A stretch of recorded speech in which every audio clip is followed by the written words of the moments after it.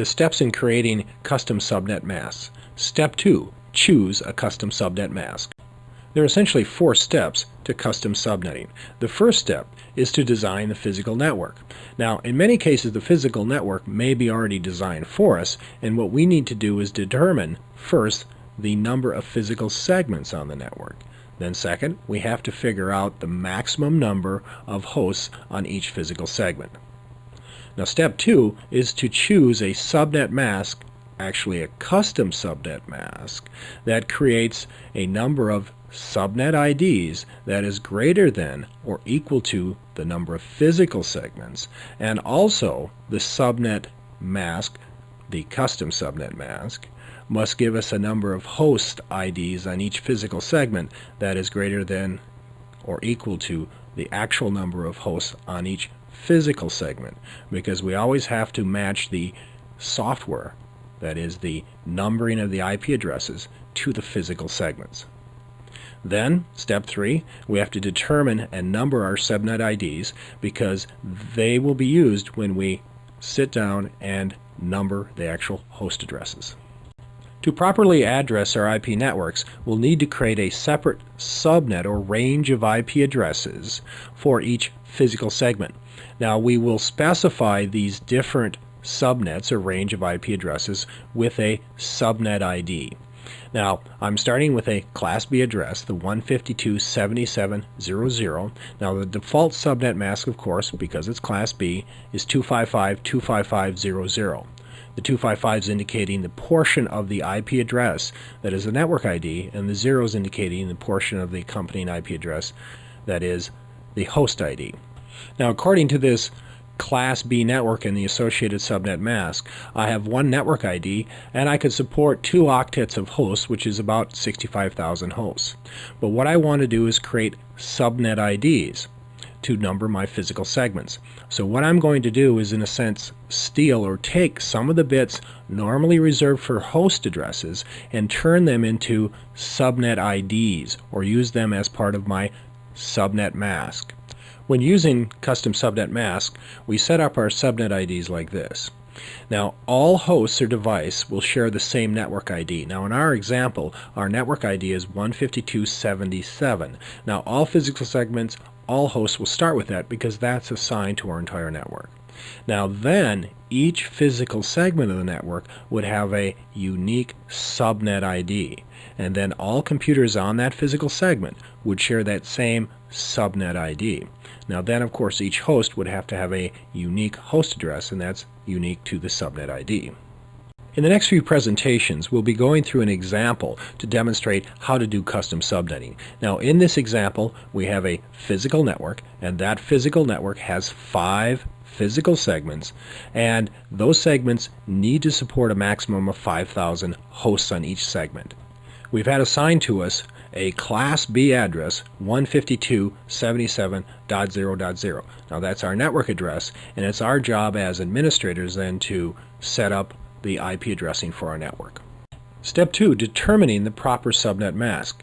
Now, we've said that our physical network has 5 physical segments and about 5,000 hosts on each physical segment. Now we have to choose a custom subnet mask that gives us a number of subnet IDs that is greater than or equal to the number of physical segments, and also gives us enough host IDs that we have enough host IDs to number all the hosts on each physical segment. Now, we've been assigned the network address 152.77.0.0. Now, this is a Class B address, so the default subnet mask is 255.255.0.0. Now, when we convert that to binary again, the 255s turns into 8 ones. Now remember, in a subnet mask, the ones indicate which portion of the associated IP address is the network ID and which is the host ID. So in our case, our default subnet mask, the first octet is 1s, second octet is 1s, because in a Class B address, the first 2 octets are automatically the network ID, and then the last 2 octets are the host ID, because the subnet mask, of course, is set to 0s.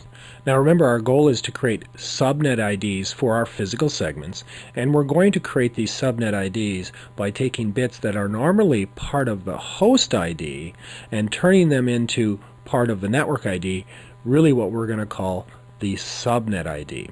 So now in this scenario, I've taken a single bit that's normally part of the host ID and said I'm going to set it aside to create these subnet IDs. Now in this situation, with a single bit associated with subnet IDs, a single bit would give me the capability of creating two subnet IDs. The only problem with that, the original IP specification said that the subnet ID could not be all zeros or all ones, so we always had to subtract 2 from the total number of subnet IDs. So with a single bit, we get 2 subnet IDs minus 2 subnet IDs. That gives us 0 subnet IDs. Now, therefore, that subnet mask, now if we do the conversion, if we take that third octet and convert it to a binary number, that converts to 128. That subnet mask would not be valid at this point. Now, one other calculation we have to be familiar with here, and that's the number of hosts per subnet ID. Now, just as I've added a bit to the subnet IDs, I've actually taken a bit away from the host IDs. Now remember our binary calculation? The binary calculation says that if we have an octet, we have 256 addresses. If we have 2 octets, we'd have 256 times 256 addresses, which is the 65,000 and odd addresses. But what we've done here is we've actually taken a bit away from the host addresses, and whenever we take a bit away, we halve the number of host addresses. And so if we had 2 octets, we'd have the 65,000 addresses. Really, when we have a bit less than 2 octets, really 15 bits, we would have half the 65,000, or the 32,764 addresses. Now, since the first custom subnet mask of 128 didn't provide us enough subnet IDs, let's try another one. Now, in this example, what we're going to do is take another bit from the host ID and turn it into subnet IDs. Now, with 2 bits set aside for subnet IDs, we would get a possible 4 addresses from 2 bits. Now, 4 minus 2, we have to throw away 2 subnet IDs because we always throw away the first and the last, the one that's all zeros and all ones. That gives us a possibility of 2 subnet IDs. Now, likewise, we have to calculate our host IDs. And just as the number of subnet IDs is going up, the number of host IDs is going down, because each time we take a bit from the host IDs and give it to the subnet IDs, it decreases the number of host IDs. And again, every time you lose a bit, the number of possible addresses decrease by half. So in this situation, we started out with a subnet mask of 128. We had 32,768 possible addresses. When we lost a bit and we gave that bit to the subnet IDs, the number of hosts halved down to 16,384. And again, we'll have to throw away 2 of those host addresses, because the host addresses also cannot be all zeros or all ones. So this subnet mask, now again, the subnet mask, when we convert it to decimal, it becomes the number of 192, would give us 2 subnet IDs, and each subnet ID would have about 16,000 host IDs. But you can see that doesn't match up to our needs, because again, our physical network had 5 physical segments and 5,000 hosts per physical segment, and we have to have the IP addressing scheme match the physical layout of the network. We've seen in the previous 2 examples that the custom subnet masks of 128 and 192 have not given us an adequate number of subnet IDs, because we need enough subnet IDs to equal or exceed the number of physical segments we have. Well, let's try the subnet mask of 3 bits, or 224. Now, 3 bits gives us 8 addresses. We subtract 2, the first and the last, and throw those out, and that gives us a possibility of 6 subnet IDs, which is adequate for our 5 segments. Now let's check out the number of hosts. Now, just as we've taken a bit and added it to the subnet IDs, we've subtracted a bit from the host IDs. And remember, each time we subtract a bit, the number of host IDs halves. So in the previous example, we had 16,384 possible host IDs. We've taken a bit, given it to the subnet IDs. Now the number of subnet IDs, you can see, is doubled, But just as the number of subnet IDs has doubled, the number of host IDs has halved. So in this scenario, with a subnet mask of 224, each subnet ID has the ability to support 8,192, again, minus 2, got to throw out the first and the last, hosts, or 8,190 hosts IDs per subnet. And that's more than enough for our network. So that subnet mask, that custom subnet mask, appears to fit our network. Well, let's keep trying other subnet masks to see if there's another fit. Now, again, what we've done is taken another bit from the host IDs, given it to the subnet IDs. So with 4 bits associated with the subnet ID, that gives us the ability to have 16 potential subnet IDs. Again, we'll throw away the 2 for 14 subnet IDs. Now, just as the subnet IDs has doubled as we've added bits, we've taken those bits away from the host IDs. And so now the number of host IDs, again, halves because we've lost a bit. So the subnet mask, the custom subnet mask of 240 would give us 14 subnet IDs, and each subnet ID could support 4,094 host IDs. And we can see right now that that does not fit my needs because it has more than enough subnet IDs for me because I have 5 physical segments, but you can see that that subnet mask only supports about 4,000 host IDs when in fact I have 5,000 physical hosts per physical segment. So I always have to have my subnet mask give me the correct number of subnet IDs and host IDs to match my physical network. So we can see that, well, in this case, probably the 224 is my best bet.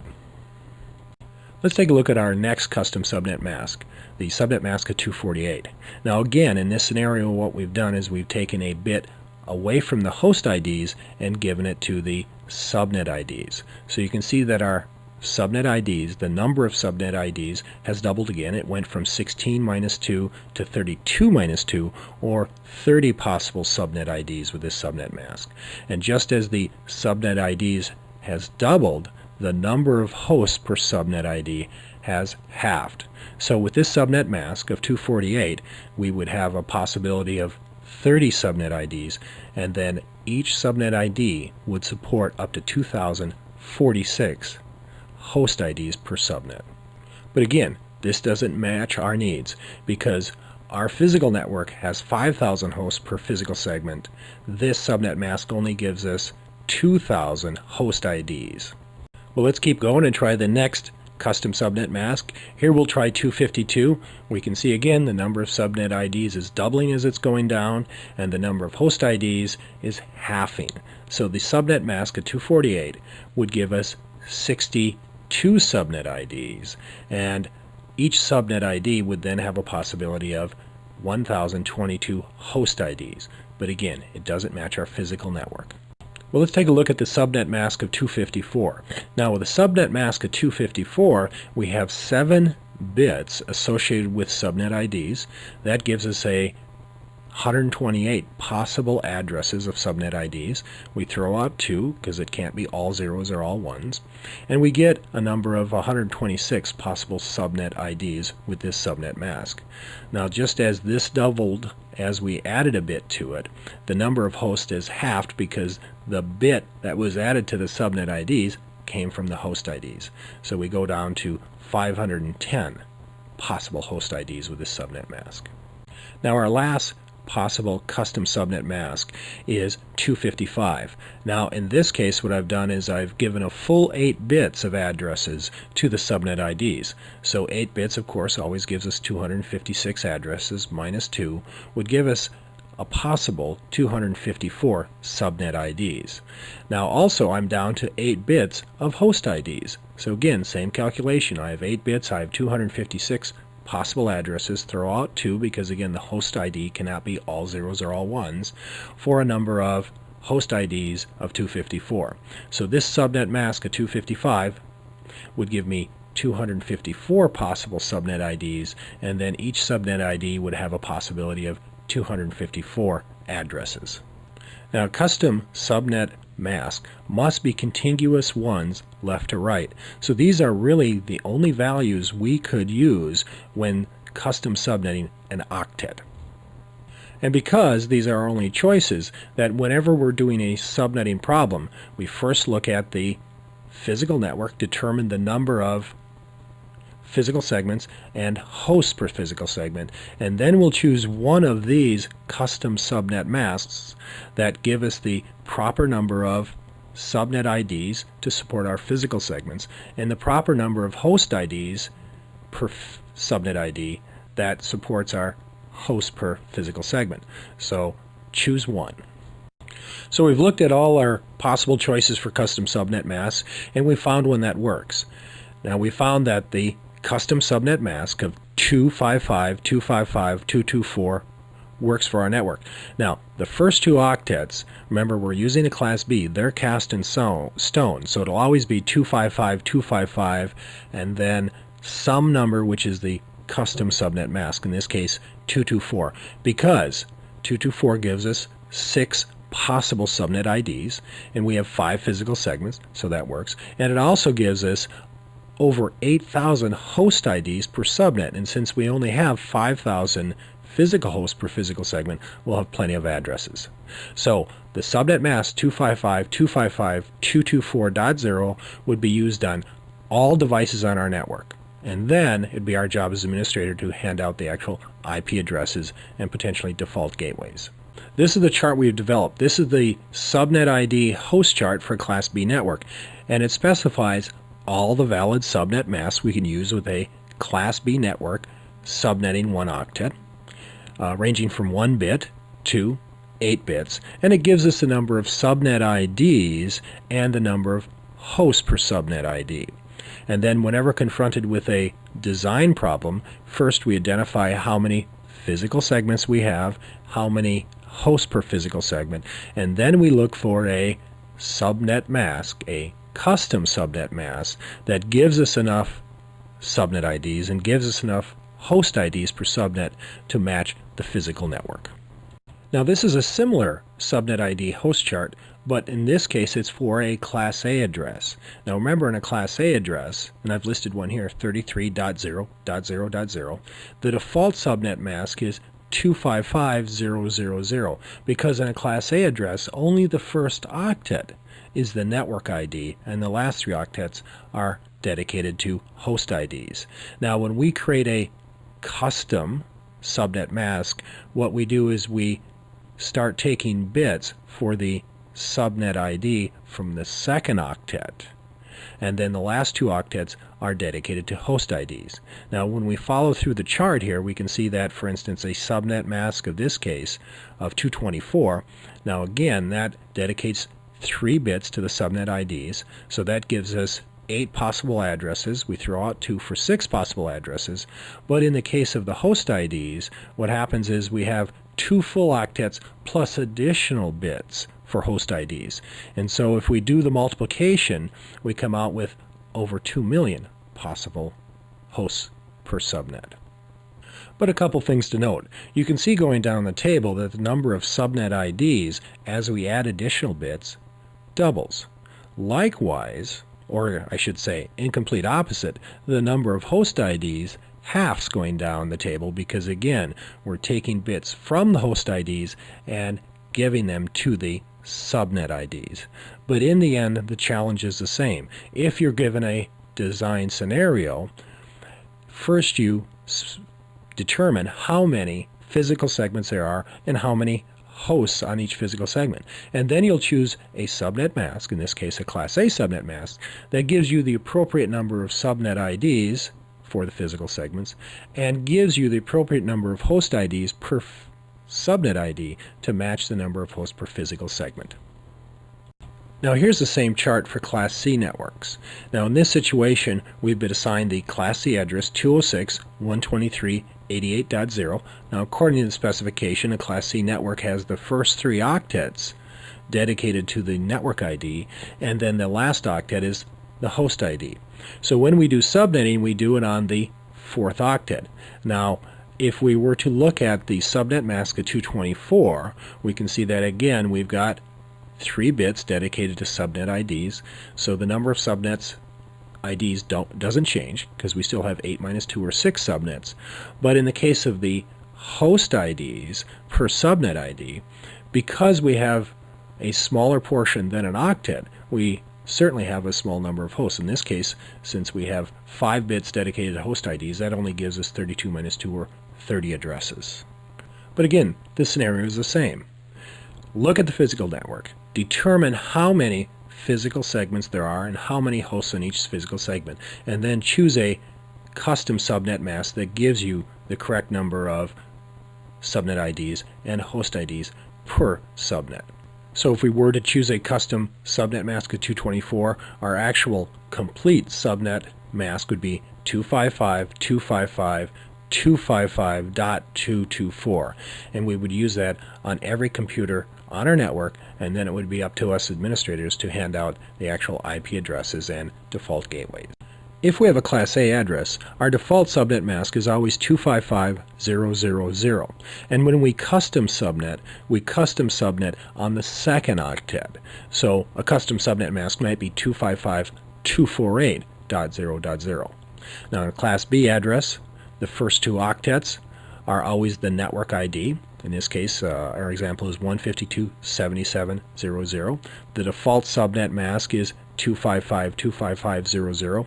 So in a Class B, when we set up a custom subnet mask, we would put the custom number in the third octet for a subnet mask like 255.255.2480. Now Class C says the first 3 octets are the network ID, so the default subnet mask is 255.255.2550. So the custom portion of it would be in the 4th octet for a subnet mask that would appear like 255.255.255.248. In the past couple charts, we've looked at all the possible custom subnet masks from 1 octet. And there is a limited number of custom subnet masks because the bits in the subnet mask, including the subnet ID, must be contiguous ones from left to right.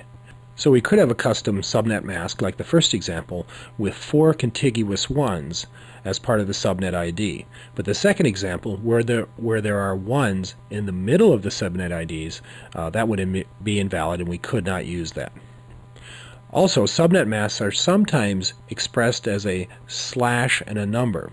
Now, for instance, I could enter the number 152.77.32.0/20, and the /20 would represent the subnet mask. Now, the /20 simply means the number of 1 bits in the subnet mask. Now, 21 bits in the subnet mask would be equal to, well, the first octet, 8 bits, second octet, 8 bits, that's 16 ones, and the third octet of 4 bits, 21 bits in all, would be the subnet mask. Now, if you were to convert that to decimal, that would be 255, 255, 240.0. Now, it's just a different way to express subnet mask, but in the end it means the same thing. One thing we've been doing when we've been calculating the number of host IDs and subnet IDs is always subtracting 2. Now, in the case of calculating the number of host IDs, we always subtract 2 because the host address cannot be set to all zeros or all ones. Those are reserved numbers in TCP/IP numbering. Also, in the case of the number of subnets, the original specification said that we would always have to subtract 2 subnets, the first and last one, for the same reasons, but that creates a problem. If we throw out a couple subnets, and those subnets have hundreds, maybe thousands of addresses, well, we're wasting a lot of addresses. So RFC 1812 was developed, and RFC 1812 says you don't have to throw away 2 or subtract 2 from the number of subnet IDs. Now, you always have to throw away 2 from the number of hosts, but if your equipment supports RFC 1812, and pretty much all the current stuff does, you don't have to throw away the first and last subnet ID.